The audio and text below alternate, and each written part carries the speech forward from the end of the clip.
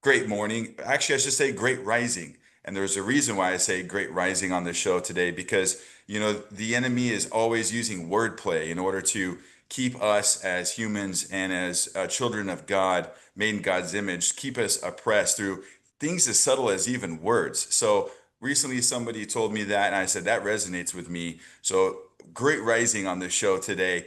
That you have tuned in to the Ultra MK podcast. I'm your host, Matt Kennedy, and together we are reversing the narrative. I'm super happy today to have a new guest on my show who I've been able to network to become new friends with. And this is a gentleman that has an awesome story.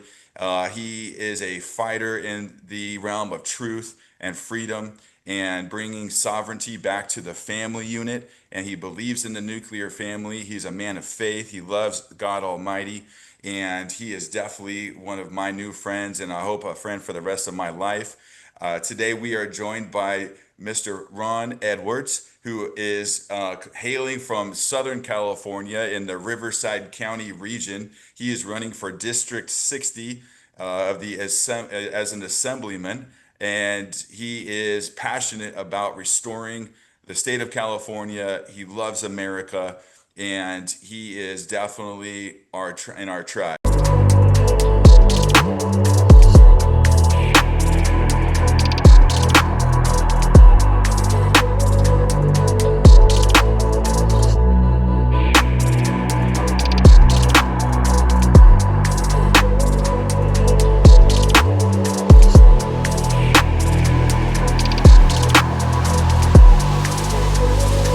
That is our obligation, to inform and alert the American people, to make certain that they possess all the facts that they need and understand them as well, the perils, the prospects, the purposes of our program, and the choices that we face.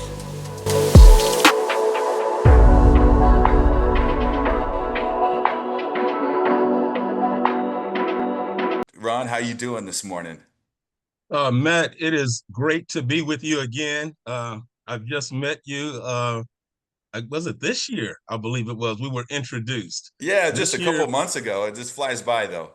Yeah, we were introduced, man, and like a lot of good people I've been running into, Matt, people that love this country, men that are for America, men that love America, men that love their families, men of faith, men that help other people. This is who you are, and it has been a pleasure to meet you, sir. Well, thank you so much, Ron. It's likewise, the feeling's mutual. And so, in this episode, because it's the first time being introduced on the Ultra MK podcast, which I'm going to do more follow ups with you. But in this one, let's really kind of just dig into who you are, your background. I understand that you have served our country, and sir, thank you so much for your service and serving America in the military. And we just want to know what caused you to want to jump into this dirty game called politics. So, tell us a little bit about your upbringing. Where'd you grow up? Well, Matt, my story is it might be unique. I don't know if it's unique. It might be, it might not. I just know my story. But I haven't ran into anyone that has a story quite like mine. Um, man, I've been working in the church since I was 22 years old. I'm 67 now, and Man, you don't look a day past 45. well, thank you, sir. Hey, it's all God. That's It's all right. God. The secret is God. It Right. really is. As simple as that might sound, following the commands of our Lord and Savior Jesus Christ, like Charlie Kirk was doing. When you talk to people and explain certain things about your life and why you're walking the walk you walk, then those things will come to fruition and people will start understanding why things are happening in your life. But I was working in the church at 22 years old. And I remember telling my friend, I said, I'm going to start going to church. And he had disdain in his voice and like, I ain't going to no church. And 14 years later, that friend was dead, drank himself to death, yellow inside, jaundice. And Mm. so That was a start for me at 22. I worked in a church. I just served. I cut the grass. I cleaned the bathrooms. I picked up the paper. I just wanted to serve and help. And so one thing led to another. I ended up being a youth pastor, then an associate pastor, and then finally a senior pastor. And I pastored probably about 5 years. And then I started associated pastor with some other different ministers. But what happened is I got to retirement. Matt, I got 41 years married, 38 years federal government service, United States Army, United States Postal Service. My son graduated straight A student, calculus 2, physics 2. He's at university majoring in computer science. Me and my wife, we praise God for that. In this day and age, when you have a son, a minority son that loves God, that is doing his thing, Matt, if he didn't get an A, he was like Manny Ramirez or some baseball player. He would break that bat when he don't get a hit, and that's how my son was. His attitude, man, if he didn't get an A, he was upset. We praise God for that because that spirit was in him, and we see the results of that. So my kid was doing good. My family's doing good. 41 years married, man. Uh, we got a small business for 23 years. I've been in leadership everywhere I've been, in the military, squad leader, track commander, platoon sergeant. In the church, I've been a leader from youth to adults. Then in my job with the United States United States Postal Service, 25 years as a union representative, just representing people, what we call policing the contract, making sure people got their higher level. If you didn't get your overtime, why you didn't pay him his overtime? Just those, like a policeman don't want to be a detective or something else. He just want to work the streets. Some Right. guys are like that. That's how I was. We called it policing the contract. So we will walk the workroom floor. I tell people, I said, we're going to play good cop, bad cop. I'll be the bad guy. So you just tell me what's going on and then I'll check into it. And just helping people. I always had just a spirit of serving people. And Right. so what happened, long story short, retirement, me and my wife was both retired.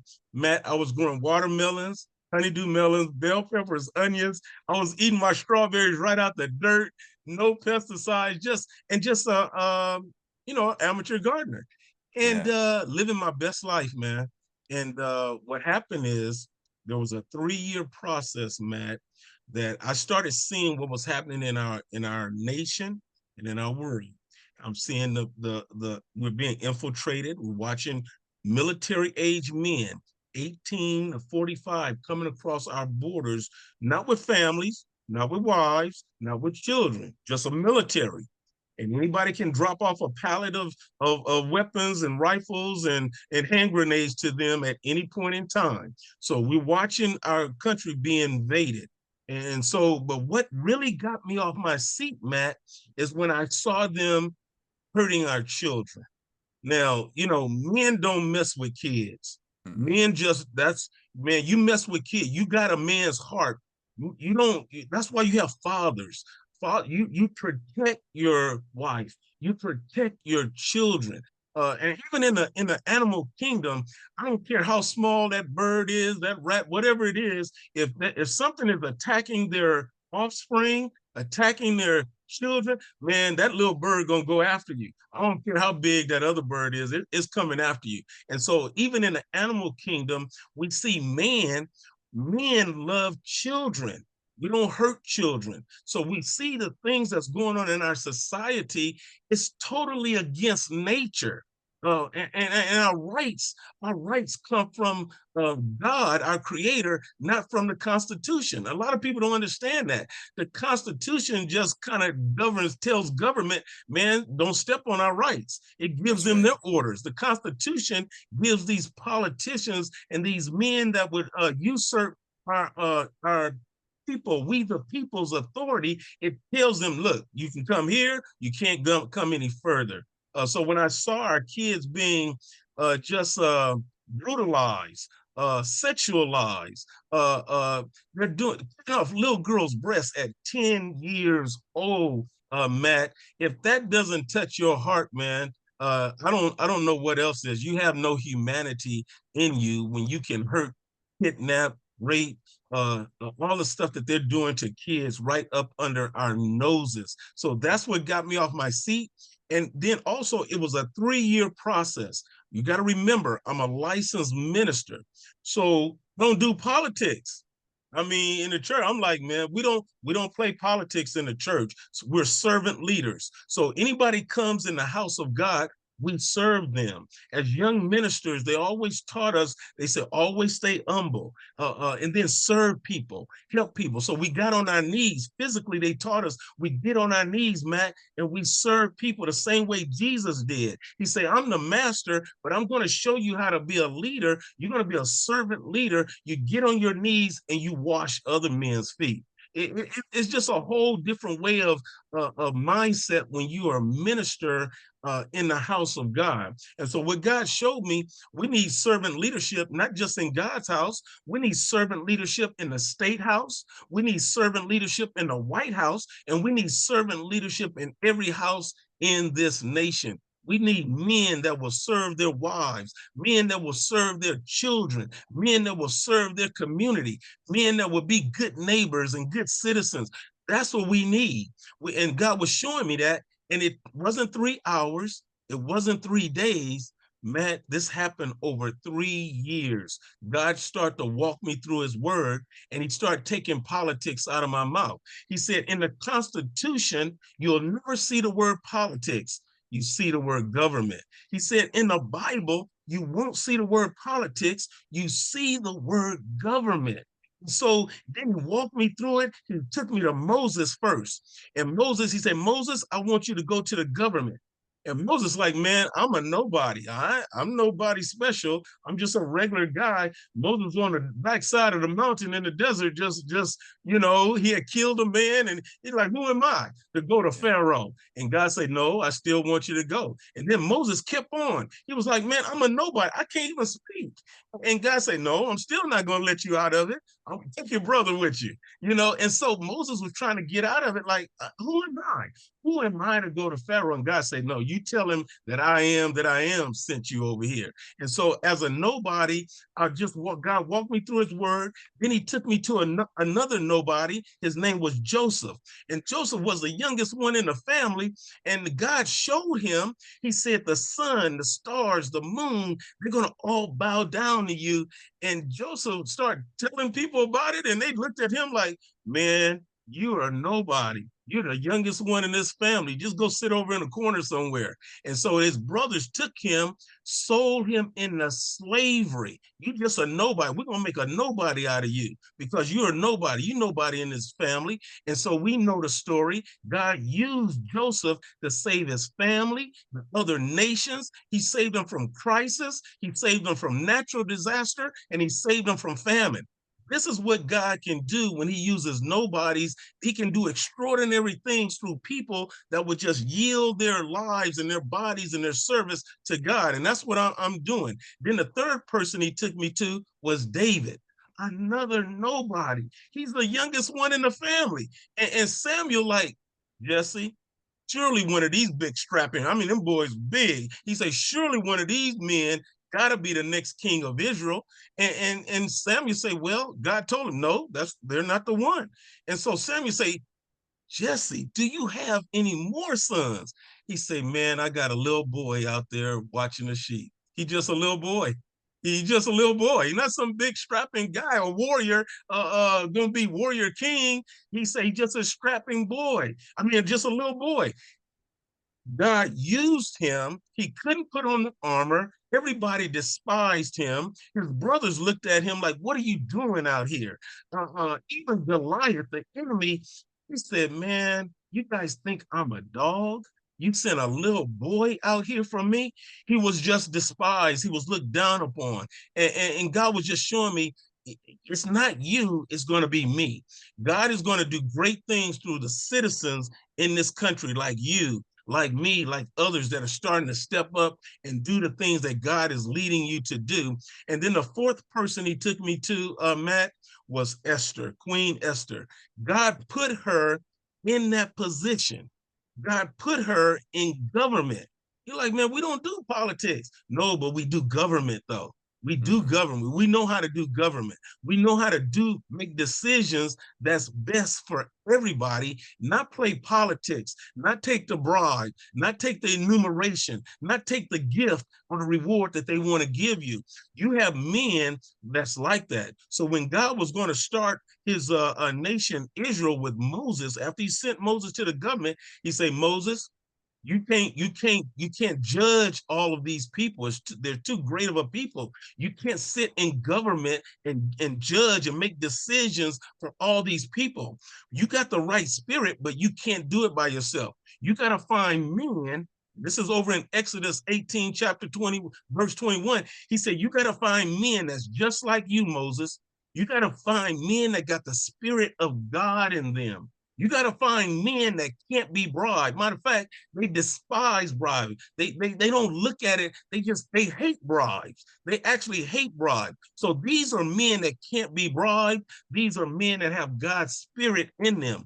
The one thing I love, Matt, when I started running for office for the first time, and I didn't know this, but when you start learning and doing things, God showed me what George Washington said. So I talk about George Washington because you want to talk about the founding fathers? I say, I'm going to talk about the founding father. I'm going to talk about the main father of this country. His name is George Washington. And I say, this is what George Washington said. He said, it is impossible. Matt, that's a powerful word. Impossible. George Washington said, it is impossible to rightly govern a nation without God and the Bible. That's powerful. This comes from the man they want to make like a king, put him in position forever, and he turned it down because he was a man of humility. And these are not perfect men. I hear people they make comments about Martin Luther King. They make comments. You can make comments about me because I'm not perfect. There's no man that is perfect, but we do have some good men that are trying to do their best to follow God and be a good person. George Washington was one of those men. They talk about him having slaves and all that. There's nobody perfect, but what that man did is he did good, and we all can do good. He said it is impossible to rightly govern, not play politics. I'm not a politician. I tell people that all the time. Now, you got to enter the fray, but he wants you to govern, and we need men that know how to govern. I got a small business I've had for 23 years, 41 years married. I say that to people up front because when you give them those numbers and tell them those things, that's more powerful than just those words. There's a lot of meaning behind that. You mean you've been married 41 years? And I get a lot of conversation when I introduce myself like that. I say I'm a licensed minister, and then I say I got 41 years married. Matt, it gets people's attention. You've been married 41 years? And now we can enter into some conversation. Your son graduated, grade A student, calculus too, not in pottery, calculus. Wow. You're That's serious it's business and saying, math. and then Matt, when I have these conversations with regular people, now I can start telling them my real message. We got to turn our nation back to God. That's what Charlie Kirk was doing. And I tell people all the time, you don't need a pulpit to preach. All of us should be preaching. Charlie Kirk was preaching. He was That's right. saving people. I saw an example of a lady. She gave her witness and testimony about what Charlie Kirk did for her life. He said, and she has a family now. He was transsexual, and she was Wow. giving her Hmm. testimony how Charlie Kirk had talked to her about getting. He would talk to kids about getting married. He said, have a Hmm. lot of kids. And that's what I tell people. She was a transsexual, turned her life around because we know it's a choice. You're not Right. born this way. It's a choice. She turned her life around. She's married, Matt, with 2 children and That's happy. That's beautiful. You know what? And yeah, he was such a great example of what you just said is like we all could be ministers. We all can be Yes. preaching about the love of Jesus Christ. And that's really who we need to be bringing back into government is Jesus. Mm-hmm. Because I mean, look at all of the other ways that government has been trying to run without him, and look where it's gotten us. You know, we Absolutely. have so many problems, so many issues, but I think it's by design, right? And Mhm. for people who are waking up to see really what's happened in the last, well, next year is going to be our 250th birthday of our country. Yes. There's been subversion and infiltration and manipulation to demise the core fabric of what our founders had envisioned for our country. And there's a lot of evil players behind it. But when it comes to just things on a local level, like let's talk about California, for example, we're starting to learn now that there's been a lineage of corruption in our state, and that's something too that I think some people don't realize of what's been happening because we've all just been busy Americans leading busy lives, raising kids, going to church, paying taxes, checking in Mhm. 8 to 5 at our jobs. It's easy to be distracted, but I think what we're learning now is that if we don't get activated, if we don't get involved Mhm. with um, being a part of how our government is designed for we the people, then it's going to be taken away from us because they've designed it that way to kind of get people to be distracted so they don't pay attention to what's going on. And so, and Mhm. I think you nailed it on the head, Mr. Edwards, when you talked about politics. I think that's a game of division anyway, because Mhm. they try to divide people on, oh, you're on this team right here, and you're on this team Yes. right here, and this team, and they create these social issues that pin Mhm. people up against each other when they don't realize that while everyone's distracted on these minor issues, Mhm. there's bigger things at play where we need to be aware of that in our purview.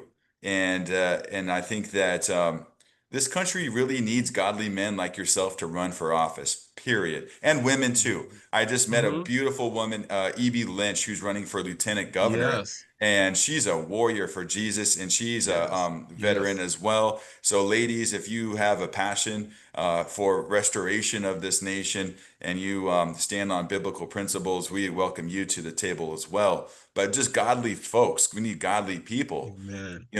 and so that's quite the journey, and you are a rare specimen, Mr. Edwards, because Yes. marriages have been failing. I think there's Yes. like a 60 something percent divorce rate now in our country, and I think that's all sabotage of well, it boils down to spiritual warfare, right? Like Mhm. let's cut the mustard. Like it's a Mhm. battle between good and evil, and Absolutely. that's where we're at. This is no longer Republican Democrat. This Mhm. is to the level of spiritual warfare of Mhm. good versus evil, and being able to wake people up to see that and to come Mhm. together under common core principles where we can Mhm. work together to sort through, because every family is going to have its issues, but the Absolutely. bigger problem is like, how do we unify a family again and to Mhm. not be broken, right? And to bring Mhm. that nuclear, whether it be in our own household or in our own Mhm. neighborhood or our own community. I think that's really what we are looking for right now, right?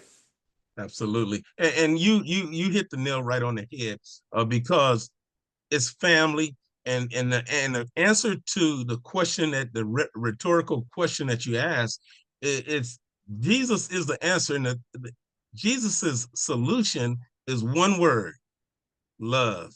And this is what I talk to people about when I get an opportunity. Um, what the those that want to destroy family have done. They say, well, there's irreconcilable differences. Remember that word: irreconcilable differences. The main thing that Jesus teaches is that there's no gulf too wide, no valley too deep, no chasm too great that he can't bridge, because with love love covers a multitude of sin. So God says it doesn't matter if your brother sins against you 70 times, 7 times in a single day. The answer is love. And that's what Jesus demonstrated. He loved us so much. He forgave us for all of our sins. And in the Bible, it refers to sin as, I don't care, the least of sin you could do, it's murder. Mhm. It's comparable to murder. So Jesus has forgiven all of our sins. When it applies to marriage, it's the same thing. Your spouse is going to really show you how to be like Jesus, because every man is not perfect, every woman is not perfect. So there must be forgiveness. So you're not going to have a relationship with anyone, a friend, mom, dad, sisters, brothers, cousins. Somebody's going to say something you don't like. Somebody's going to say something that maybe they shouldn't have said. Somebody's going to do something probably they shouldn't have said. It was best not to do it. To have that friendship, there must be forgiveness. That's what love does. And so when you love, then you forgive. And the answer to now that I'm an older guy, Matt, when you're younger, you don't tell people different things. But when you get older, something happens inside of you, and then you start walking up to strangers. You tell people just whatever God told you to tell them. It's And just that's the way it should be. yeah, and it'll just happen because it's experience, it's life. The biggest classroom is life. Not at Harvard, not at Yale, not Right. at Berkeley, not at Stanford. The biggest class, that's why they give you more money for experience. Life is the biggest teacher. The biggest room in anybody's life is improvement. We can all improve. And so the secret is improving. So never compare yourself to anybody else. What you want to do in life is just always get better. You That's right. always improve. How can I get better? How can I improve myself? I have people telling me all the time, man, when you first started that other year, you better than what you was last time, because it's improvement. So the way you learn how to walk is walk. The way you learn how to talk is talk. You want to swim? Start swimming.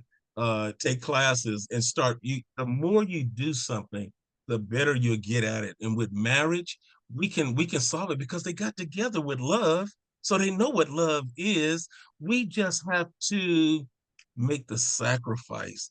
Jesus is love, and what Jesus did is sacrifice. That's right. And yeah, Yeah. and he's, he's the son of God. He is God. Yes. And Yes. and God is our father. And I think that Yes. we're all looking for good fathers too. Absolutely. And you talked about, the older you get, the more wiser you get, the more you want to share the wisdom.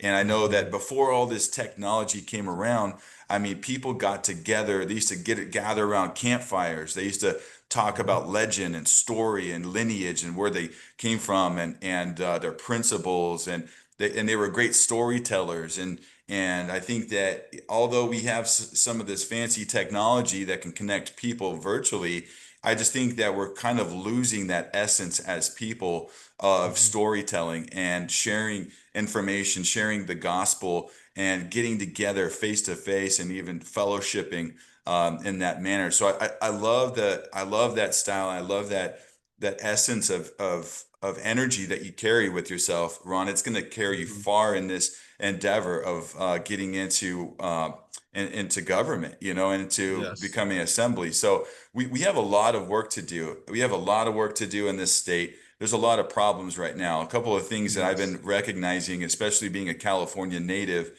is that we the people are under attack. Recently, there's been some legislation, and yeah, I know you mentioned Charlie Kirk earlier. I believe is the day that everybody caught wind of that horrible, tragic day, that situation in California. They were jamming a bill through that was trying Yes. to censor freedom of speech. And Mhm. there's a gentleman down in the Pacific Palisades has been really raising alarm bells as to what Gavin Newsom and his Sacramento cronies are trying to do. Spencer Pratt, he's kind of a celebrity guy. He was on a show called The Hills, but he was one of the people who lost his house in the Palisades fire. Mhm. And so he's been trying to get information out to the public about, how there was more than 10,000 homes that were lost. And I think Yes. there's just over 400 permits have been issued by local Mhm. government in order to rebuild. So you're telling me that there's 9,600 people, give or take, that are still not able to rebuild their home. There's a Mhm. big problem with that, but the problem is a huge issue, and we can't not address that. But the Yes. bigger issue is the fact that they're trying to pass legislation in order to silence free speech. which Mhm. is the bigger problem because then that means if you and I are having a conversation, and let's say this video goes far and wide about a certain topic that the governor doesn't care for because he thinks it's hate speech, uh, then I could be fined, or actually, I think the platforms can be fined, up to $500,000. So Mhm. like they're definitely trying to infringe on our rights. What do you Mhm. feel like, in what capacity? I guess let's go back to being an assemblyman. And what capacity can you use your abilities in Sacramento to fight against stuff like that? Well, Matt, there's a lot on our plate uh, in our country. Um, we have too many laws to begin with. We have entirely too many laws. We don't need all these laws. We need less laws. So I like the way some people have been talking about if we come up with a law, then we need to take 2, 5, 10 away because a lot of these laws are redundant.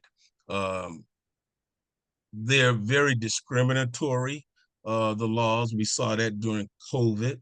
The laws are very tyrannical. Uh, we have regulation in California, which they're putting these regulations, rules, laws on builders' backs, homeowners' backs, business people's back. 100 years ago, Matt, most of these laws for taxation we didn't have. Mhm. Um, just to be able to go to the coast and fish off the side of the shore. Go down to. I remember me and my dad. We would go down to Long Beach. They had a tuna cannery, and we would go over there by the Queen Mary, and they didn't have gates and locks and chains all over the place. You had freedom. You could go where you wanted to go without all these locks, chains, and gates and stuff. And so we live like that. So we get our fishing pole and go down there, catch us some bonita, or they had Oh man, I yeah. would catch all kinds of things down there, shark, and I mean everything uh on the ocean, just right off the coast. So the regulations, the laws, all of this bureaucracy that we have is on the people's backs. They're taxing us. One thing I tell people, Matt, California doesn't have a shortage of anything. Think about our resources. There is no shortage of water. There's no shortage of water. Man, we got water all along our coast. We It's got been water. It's just been Go ahead. mismanaged, right? It's been Eh, mismanaged. They're not spending money. They're not spending taxpayer dollars. It's one thing to be taxed to death, and that's horrible. I hate paying tax. Who does, right? yes, But if yes. you're gonna tax us to death, at least spend it on stuff that is gonna help us, right? Like, Matt, you're hitting the nail right on the head, my friend. We all know it. Sometimes we might not be able to communicate things better than someone else can, but and I tell people all the time. I remember a speaking engagement I had early on. It was in the last election. I was talking to a group of Republicans. I said we send these people up here to Sacramento, and they got degrees, they're lawyers for the most part, the majority lawyers. Um, and then they come up with these ideas, um, policies, uh, solutions that really aren't solutions. And those of us that's just the normal people, I talk about common sense. And so we're sitting at home, Matt, and we're all looking at the news. We all see the legislation that's coming down. We see the effects of the legislation, intended and intended results. And we're all sitting back saying these words: this doesn't make any sense. It's this stuff really, it takes common sense. And this is what they used to teach in school. Our education has been shot because the only way you can control people if you keep them ignorant. That's If right. you keep them ignorant, they can't write, and they don't know, they can't write cursive, you can't read the Constitution. You That's a can't great look at point. it's they have to, because we need to be an informed citizenry. And really, those of us that go to work, those of us that run businesses, and our home is a business. We run our homes. You've been running a home for 41 years. You got bills to pay. You got income coming. I tell people all the time, man, I wish I could just go print some money. When you run a household, Matt, and you have problems with money, you got two options: go to work, work overtime, get a second job to make more money, Yep. or cut your expenses. Those are your two options. It's not all convoluted like, you know, the people in Sacramento. Give you a good example.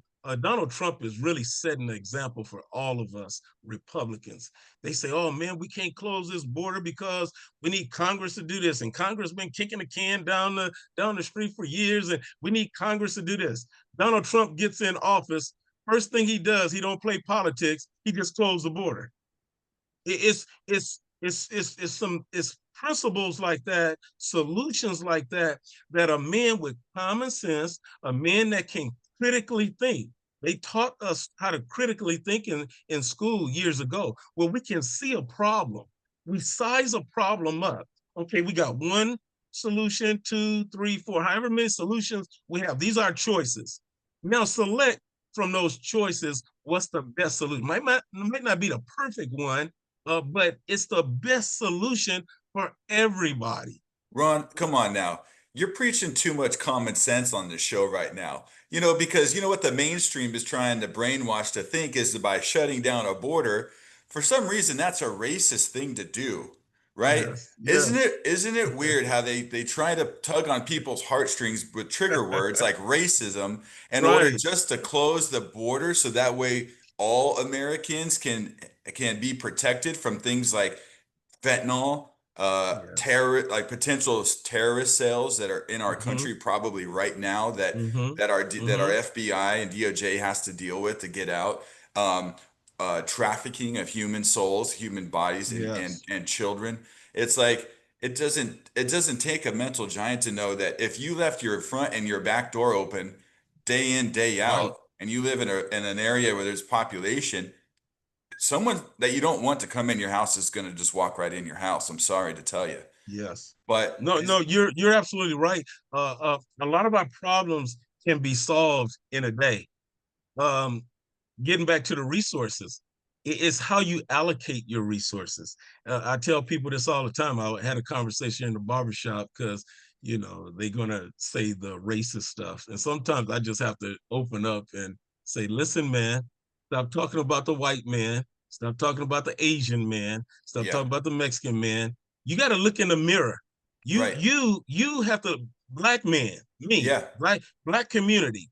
You have to look in the mirror and then solve your problems, because your problems are not because of racism. Your racism is because your own behavior.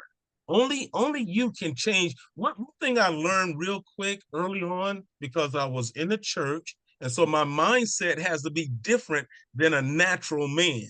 So I'm around this stuff in LA, Watts, and Compton. So I'm hearing this stuff, but I'm thinking more like God, what God is telling me through his word. We have to look at ourselves. It's not my mother, my father, my sister, my brother, the white man, the Asian man. No, it's me. If I change my behavior, then I can have 41 years married. If I change my behavior, me and my wife can have a small business for 23 years. If I change my behavior, then my son, daughter, and whoever can be a straight A student. It's me. Even when it comes to education, it's such a powerful example. And so I give them those numbers. My son went through public school. You mean your son went through public school and he got straight A's? He can do calculus. He can do geometry. He can do algebra.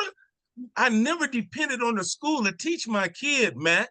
I always taught my son, I say, RJ, I would go down to the where they have resources at. I think there was a place called Lake School or Lake something like that. They had all kind of school supplies, everything K through 12. And so if he was in first grade, I say, RJ, we're gonna stay ahead. You in first grade, we studying second grade and third grade stuff. I say, okay, you in second grade, now we studying third and fourth grade stuff. Okay, you in fourth grade, now we're studying fifth and sixth. So is stay ahead. And that's what we're all trying to do in life. Man, we're trying to stay ahead. We're trying to get ahead. And so at a certain point in time when I had a real estate, I was looking at apartments to buy, and I was just about ready to buy some apartments. I was looking in different places out here in Riverside County, and I just something in me. I said, I got enough. I don't need to have. I could have got more. But I said, no, I just took my $40,000. And this was back in like 2004, Mhm. 2003. And I just went, I bought my car with total cash. The guy was like, man, save your money. Just, no, I don't want to be in debt. I want to be debt free. I have a 850 credit score. You said, how you have an 850 credit score? Well, I went to work, man. I paid my bills. You can only do two things. Either you go work, get a second job, do something else, or cut your expenses. It's really that simple. These people in government, in politics, they cause a problem. This is their playbook. They create a problem with immigration. They create a problem with COVID. They create a problem with also with crime. They Mhm. let you go in and steal $950. They created $900. that. Yep. They create the chaos.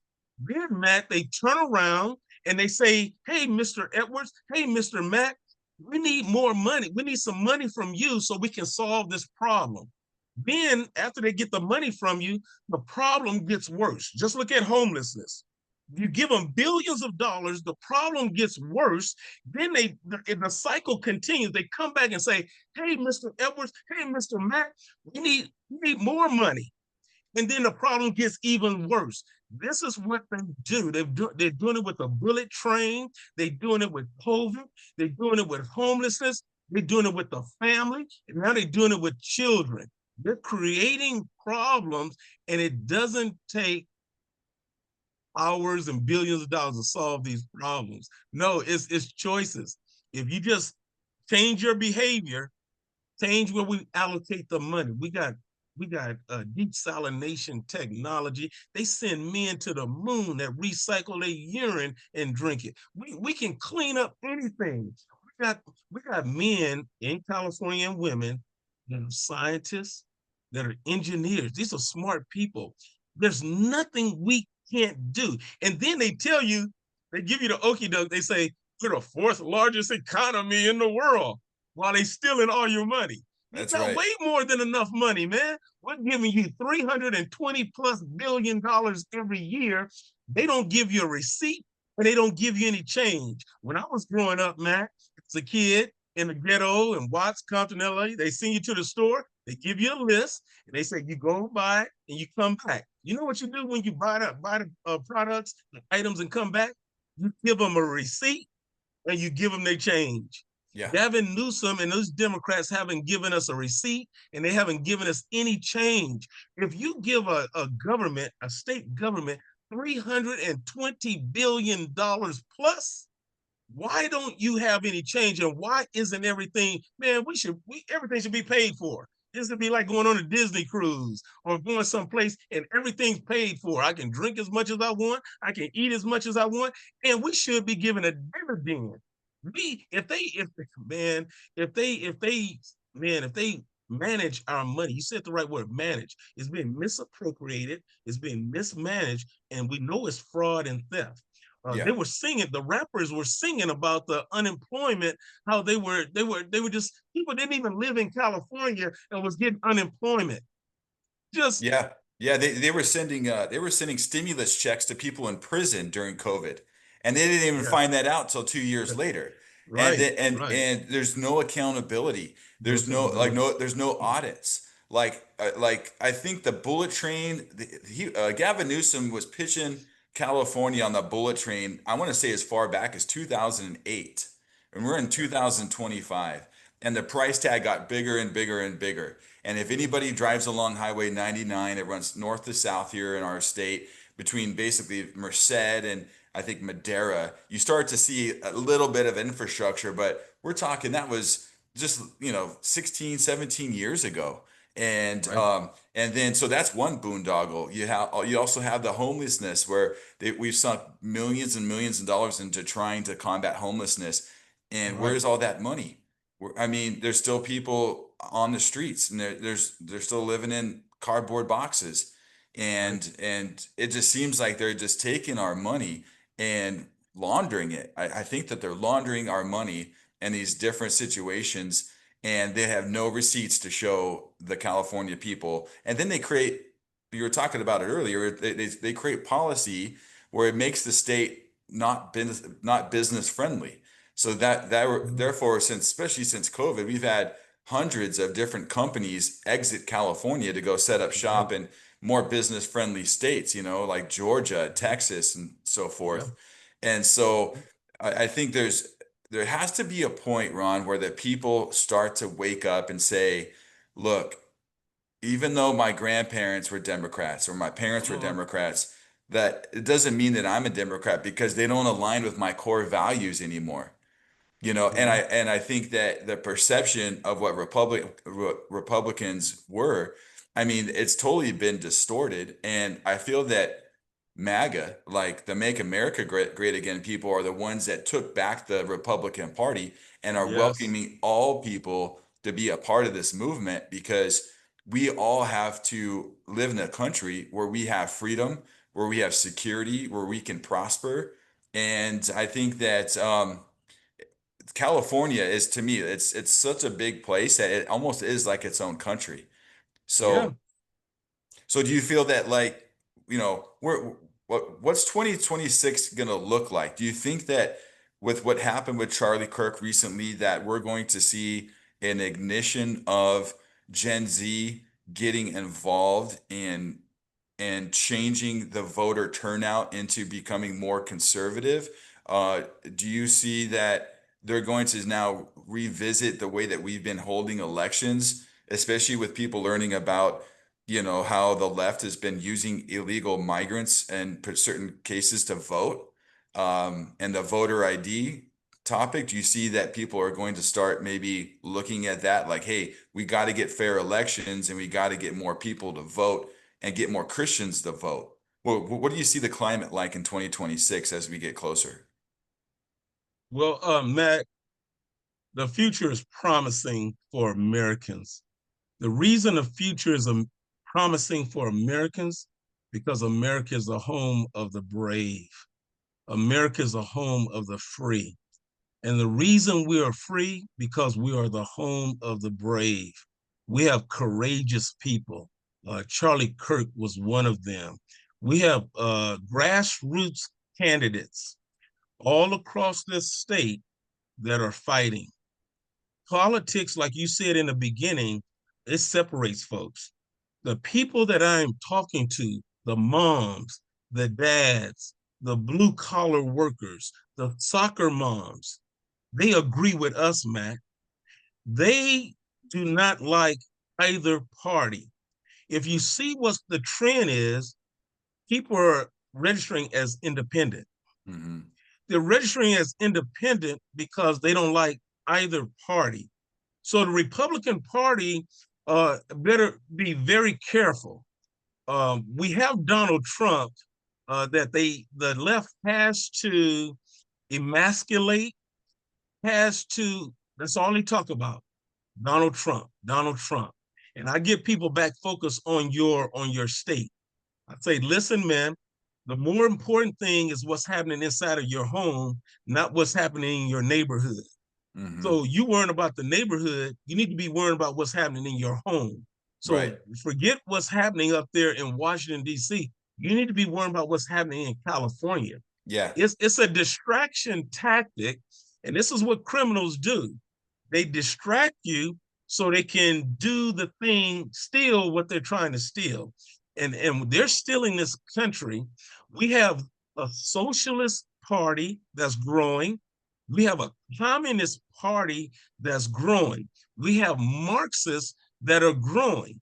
The guy that I'm running against in the California State Legislature, District 60, is a Democrat socialist. He is a Marxist. He does not stand for American values and principles. American values and principles are Christian principles. Christian principles are conservative principles. We need to be very clear on these things. They talk about reimagining schools. They talk about reimagining our institutions. That's because that's their code words for getting rid of God. They're going to get rid of God. They won't even say the Pledge of Allegiance at the Democrat National Conventions because they want to remove God. They want to remove God from everything and make us godless. If they make you godless, you'll be tossed to and fro with every wind of doctrine. They can take you anywhere. And that's why we see a segment of, and I don't know what they are, Gen, whatever. They got these names for everything. But this group that's like, they're young and now they think they can be a dog. They think they can be a cat. They can be a furry. They can be all Yeah, kinds of things. They got boys think they can be women. You got girls think they can be men. This is because they have siphoned, just sift them as wheat. They've taken all the good out of them. They don't even have the mind of God in them. We are a Christian nation. It doesn't matter if everybody's not Christian. We're a that's right. Christian nation, and That's we right. need to all know that.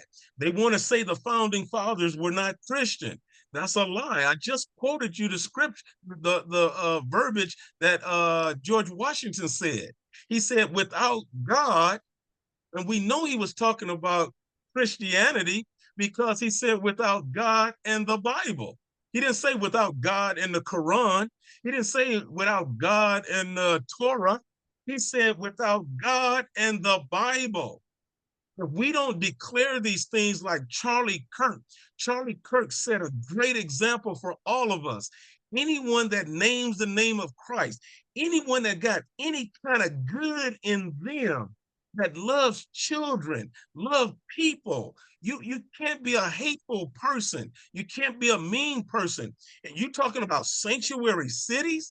You take money from a man that goes to work, people that go to work every day, and you give it to somebody that's illegally here. They just totally bypass the word when we talk about legal immigration. We're not talking about just any kind of get. We're saying legal immigration. We're for immigration, just Yeah. not illegal.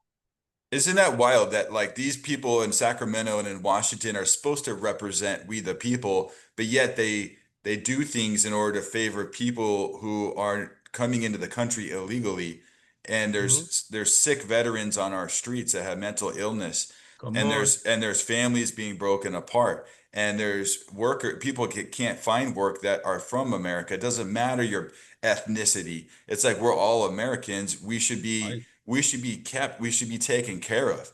And I like the way that the current administration is giving people an opportunity to make a wrong a right by saying, hey, if you came to the country illegally, you Mhm. can self-deport yourself. And I think they're giving them even as much as $1,000 voucher or something to help them Mhm. get on an airplane and go back, and then they could come back in the proper legal way, so we know who they are and vet them.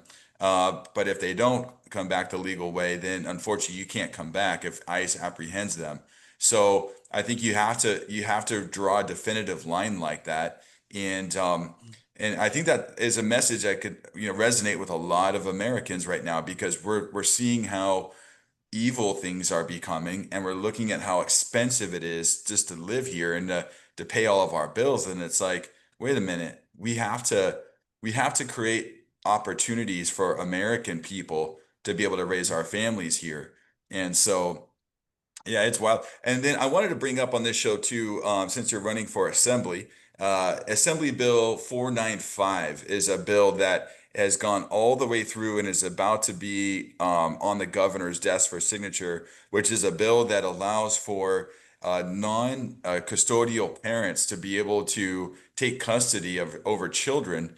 and be able to get them out of schools without any proper identification, simply by printing out like an affidavit off of the internet, a document. And to me, that this screams child trafficking, because there's not much accountability for the parents, or for schools for that matter, to protect these kids from people being checked out of schools. And this is going to create all kinds of problems. So I don't know. Have you heard much about that AB 495, about that, them being able to check children out of schools? I think Pastor Jack Hibbs from Southern California, he did a big rally up at the state a couple of weeks ago that I went to, and there was a busloads of people coming in from all over the state. But it looks like they are trying to force that bill across to pass, past the governor's desk. Do you see any people waking up to that bill? Well, Matt, you're absolutely right. Moms all over the place, all over California, dads all over California. And it's you see it in the movement of the people, not the politicians, not the media, because these are the people that are controlling, trying to control we the people. So they got the biggest bullhorn, they got the biggest voice. But one thing good about social media is it gives us a fighting chance. So those of us that are fighting in the trenches, we are broadcasting this every day. We're talking about the other Proposition 50 and this 495. These things, they always give the intent like they're trying to help people, and this is part of the playbook of what the other side does, and we have to educate our team what's really going on. So these are the words that they'll use. These are code words, and the Democrats are good on messaging. They're very good on messaging. So what they'll say is, "Man, we're caring." They'll say we're compassionate. They'll say Right. we're empathetic. Those are words you'll hear all the time when they come up with some sort of legislation. And what they'll tell you is that, hey, Mr. Matt, Mr. Edwards, you guys are not caring, you guys are not compassionate, and you guys are not empathetic. But Right. when they're the ones that, I mean, that it is, I taught my son early on, Matt, I say, whatever the Democrats say is just the opposite. It's just the opposite. It's interesting Yeah. you say that, because as you were explaining, I wanted to ask Google what AB 495, the official definition of the bill. And even then, in their sorcery, they put this really polished explanation of what the bill is called and what it's going to do. Let me just read it for our listeners, for those who are watching. What California Assembly Bill 495 is called: the Family Preparedness Plan Act of 2025. That sounds nice, right? Like, what family doesn't need to be prepared, right? And then it says the bill aims to protect families, particularly immigrant families, during periods of separation, by establishing clearer legal paths for temporary guardianship, including through caregiver affidavits and court-appointed guardianship nominations.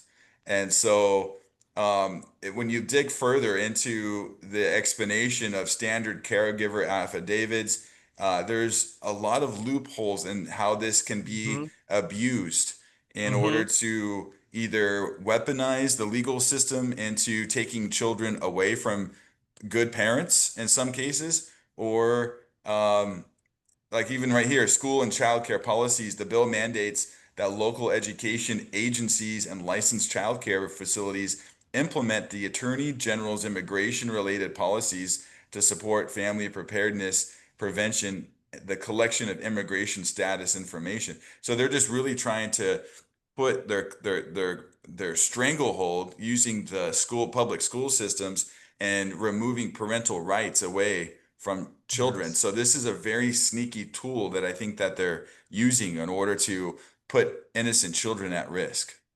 No, you're absolutely right, Matt. Well, so educating the public is really where we're going to win the battle. For a long time, Matt, I tell people, I say, listen, we've had it so good in this country for so long. We didn't real man. We would go to work. Okay, I voted every 4 years or 2 years, whenever there was an election, I voted. At least I did do that. I voted, but I didn't know where the Democrat Party was. I didn't know where the Republican Party was because how we were raised is like, okay, we know it's Democrat and Republican. It's a two-party system we have here. So Democrats want to paint the street blue. Republicans want to paint the street red. It's no big deal. Let them play their politics within politics, and we don't do politics. But whether they paint it blue or red, at the end of the day, Democrat, Republican, we all love America. That was the sentiment that a lot of us had. But then one day we woke up, Matt, and we started understanding and realizing the Democrat Party does not love America. And Mm-mm. it doesn't like Americans because Americans love freedom. Right. Americans will fight for freedom. Right. We will fight for liberty. I'm a veteran. I'm trained to go behind enemy lines. When I was a young man, I could run all day. My thighs were so big. My pants would always wear out in the middle. I played football in high school and I could run all day. I maxed all eight tests. I could push up. I could pull up. I could sit up. I could run all day. We walked. I was with the 1st Infantry Division. I trained with the 101st Airborne Division. We put on a good pair of leather gloves and a good pair of leather boots. Man, let's go. We're ready. I can hunt, I can fish, I can ride a horse. These are things we grew up with. We didn't grow up with electronics. We were outside. Right. Man, I instead of going to the park and going down a slide, Matt, we would climb up the side of the house, jump off the roof, go back around, climb up the side of the house, and jump off the roof. That's how we were built. We were It out. was a simpler life back then, and It people only got information through maybe three different ways, right? It was either the newspaper, maybe you got three television channels if you were lucky enough to have a TV, or right? you got it from like your peers, like you talked about the barbershop earlier, people Yes. that were just in your local community. So there's a lot more ways people can get information now and get education. But it's interesting how we're starting to see how, if you follow the money, like who owns these sources that are giving the information to the people, and how does that impact the psychology of people, right? And I think that that's how people have been taken advantage of, is because they get so far into Yes. like their own partisan politics. But I even met like old school Democrats that are starting to wake up now. They're like, my Yeah. party left me behind in like the Yes. 90s, Yes. and that's the thing, is like I love the fact that people are coming more to the center, being independent, because both parties are guilty of corruption, especially the Yes. further down the rabbit hole people go and learning about how politicians can be controlled and compromised. I mean, Eric Mm-hmm. Swalwell from the Bay Area is a congressman who was dating a Chinese spy named Ling Yes. Ling, and there was a congressional hearing where he was investigated, and the evidence proved that he had been sleeping and dating a Chinese spy with the CCP, and that's only Mm-hmm. one situation.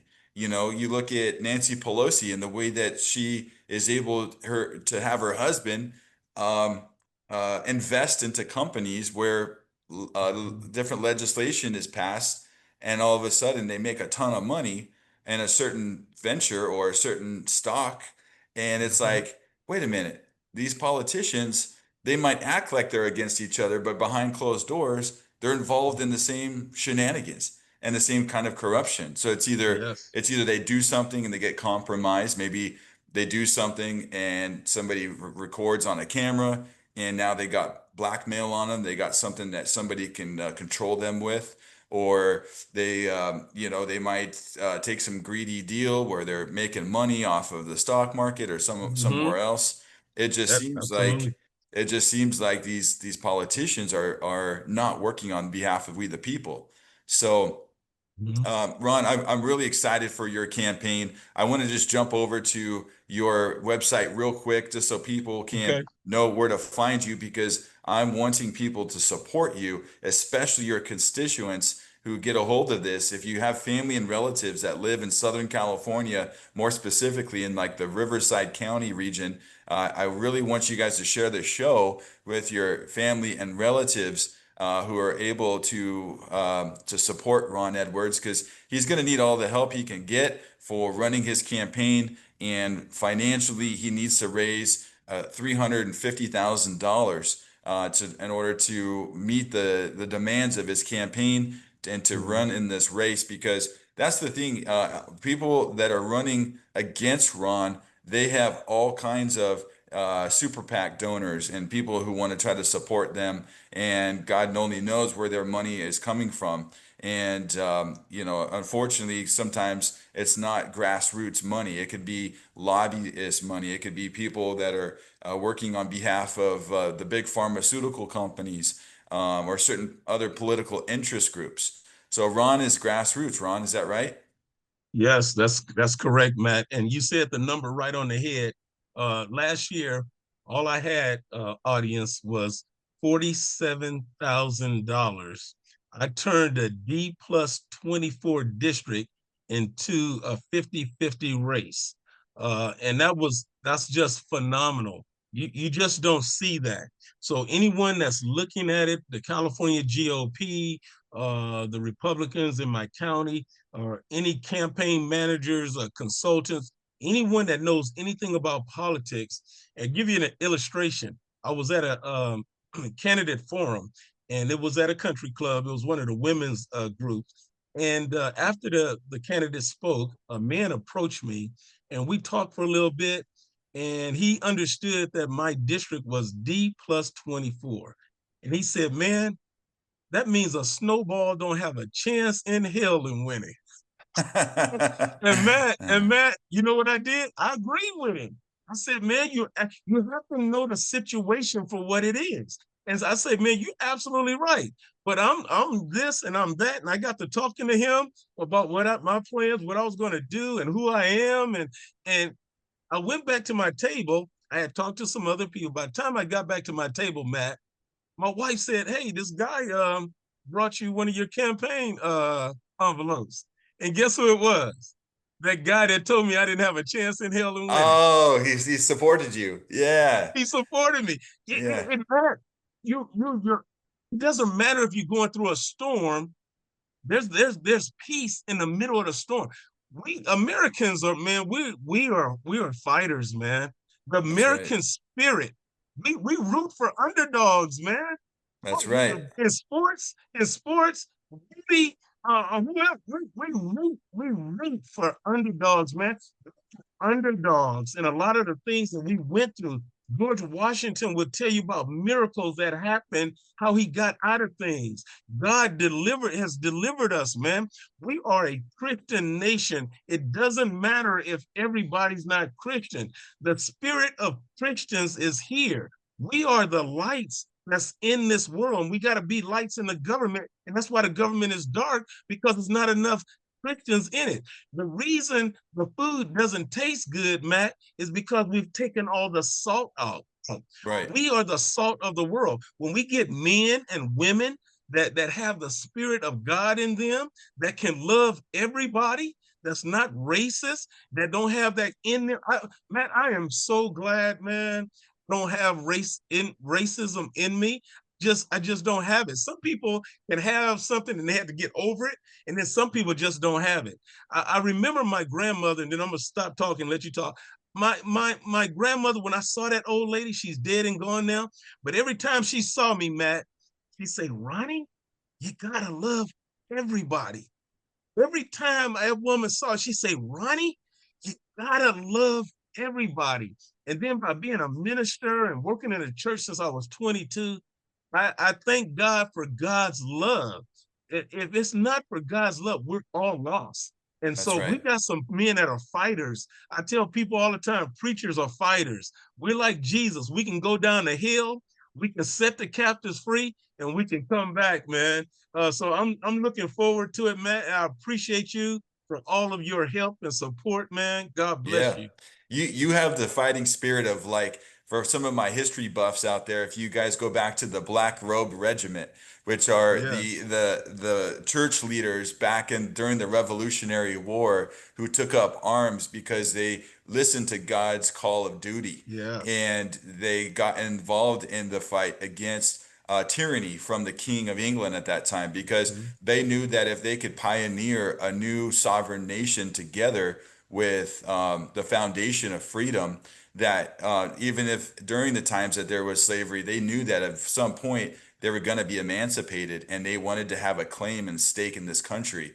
And if it wasn't for the Black Robe Regiment, I mean, these are godly men that listen to the call. And I feel that you have that same fighting spirit, Mr. Edwards. So Amen. I just want to go through your website real quick. I really want my audience to know the caliber and quality of a person that you are, because this is what California and the rest of our nation really needs, are people that have the track record and resume of standing up for their family, standing up for God, and wanting to implement the things that they've learned into California government and the rest of the country. But you know, if I can just encourage everybody to visit Ron's website, he's at ronaldedwards4assembly.com. You can check him out on that website. We'll make sure we put the links in the drop down below. But you can learn more about Mr. Edwards' background as a conservative, always putting God first. You know, the fact that he's been married for 41 years, has a wonderful family, and a veteran that served in the army, and has owned businesses, has ministered at the churches. He's been a leader for a long time. He has the track record that we need here in California. He has the relationships with the people that he needs to be close with, because, oh, I see my friend down there, Sarah Stevens. I know her very well. Yes. And it looks like you Make met. California gold again. That's right. It looks like you met Brandon Tatum. I love him. I've been watching his podcast ever since he got going. That's B Yes. Tatum. He's, you know, I think he hails from Arizona, but he's lived in California before. And And Bill Asaley is a Bill champion. O'Saley. Yeah. You got Bill all kinds of Asaley. good people on here. Yeah. But yeah, Yes. I just encourage people to support you, even if it's just $20. Just, you know, send this gentleman some money if you can, because freedom is not free. You have to sacrifice something, and just a little bit can go a long way. But he needs people that are skilled in running a successful campaign. If you have a background in running, helping people run, please reach out to Ron Edwards, especially if you live in the Southern California Riverside region. I'm sure that he would love to talk with you if you have anything related to wanting to make his campaign more successful, because the clock is ticking, Ron, right? Like every month that goes by, we have to get you equipped and ready to fight in a good fight. Is that right? That's correct, Matt. June 2026, and you know how time flies. It will be here before we know it. I got an event coming up. I was in the Moreno Valley 4th of July parade. We had 27 volunteers, and I asked the Lord for young people this year. Give me young people. I had 27 volunteers, a lot of young people, ladies out there that know how to deal with kids. They had games for the kids. We engaged with the community. We had two classic cars in the parade, had a nice convertible Thunderbird. Then we had a 1972 Chevrolet Chevelle Malibu. Man, when that guy pressed on that accelerator, everything just thundered, you know. That's So awesome. we had a good time out there. Now our next parade, we're going to be in the Riverside Veterans Day Parade. That's going Good. to be on November 8th, and we'll be in Riverside. And already talking to my team about getting everything organized so you can come and see Ron Edwards at the Riverside Veterans Day Parade on November 8th. That's awesome. And I believe as we get closer towards election season, you're going to probably need people that are willing to go door to door, right? You're going to need people Yes. willing to pick up a phone and make 100 phone calls, 200 phone calls, and try to get your information out to the public. Because sometimes people want to vote for somebody like yourself, but they just, you know, they're not surfing the internet. I mean, they're getting their news from fake sources. Like, it's really grassroots that you're needing, right, in this campaign. That's correct. As a grassroots candidate, and I tell people all the time, our campaign is like a quilt, like a patchwork quilt. Like you do a patch, another person do a patch, and we put it all together. I have people helping me outside of my district, so you don't even have to live in my district to help me. I remember I worked on Herschel Walker's campaign all the way from California. They had a text messaging system, just the opposite of a voicemail, but it worked the same way. And I am so excited. I worked on his campaign all the way from California. I have people helping me in Texas. I have some in North Carolina, Arizona, and also Las Vegas. So even though you're not in my specific district, the only thing you can't do is you just can't vote for me, but you can give me money. I need Mhm. campaign funds, and you can also phone bank and do things like that. And I think that, people, there's been so many good people who have left California since the COVID pandemic, and they still have relatives back here in California, and they know that not everybody can pick up and leave, and some of their loved ones are still going to live in California for the next, who knows how long. And I think you make a good point. Is like, if everybody loved California for what its potential is and what it used to be like before it turned so corrupt, it's like if everybody did something, just something small. It could be something like a donation. It could be something like liking and sharing this video and sharing it out with somebody. That is something that could resonate and reverberate through space and time and make a difference. Because if we can take back California for we the people, anything is possible, and through God, Yes, anything is yes, possible. yes, So I just really appreciate you taking all these years of your life, of your human life, to be a servant, Ron, and to say at this age now, I'm going to get in a campaign race to save California. I commend you for that. So yes. I just appreciate everything that you've done. God bless you, sir. It is wonderful to have met you and become friends with you. It is just wonderful, and that's what God is doing. God is bringing like-minded people together. And Matt, one of my favorite characters in the Bible was Gideon, and so God told him, "You don't need 3,000. You think you do, but I'm gonna give you a few good men." Like 300, and he can do a lot with a little bit, and that's what we have to always remember. God is always telling us when we have problems or going through things, he said, what do you have in your hands? What do you, okay, we got a little boy's lunch. Okay, I got my staff. Okay, we'll put it out there. Let's spread that Red Sea and let's go across on dry ground. It's whatever you have in your hand, God can bless it and do so much more with it. So I'm looking forward to winning this campaign this year, Matt. That's awesome. Yep, I believe with God, all things are possible. And I just appreciate your time this morning coming on my show. Folks, please visit Mr. Edwards' website at Ronald Edwards for assembly.com. And the link is in the drop down below. Please support him if you can. God bless you and your family. God bless America. And Ron, I'll follow up with you soon. All right. God bless you. All right, we'll talk again.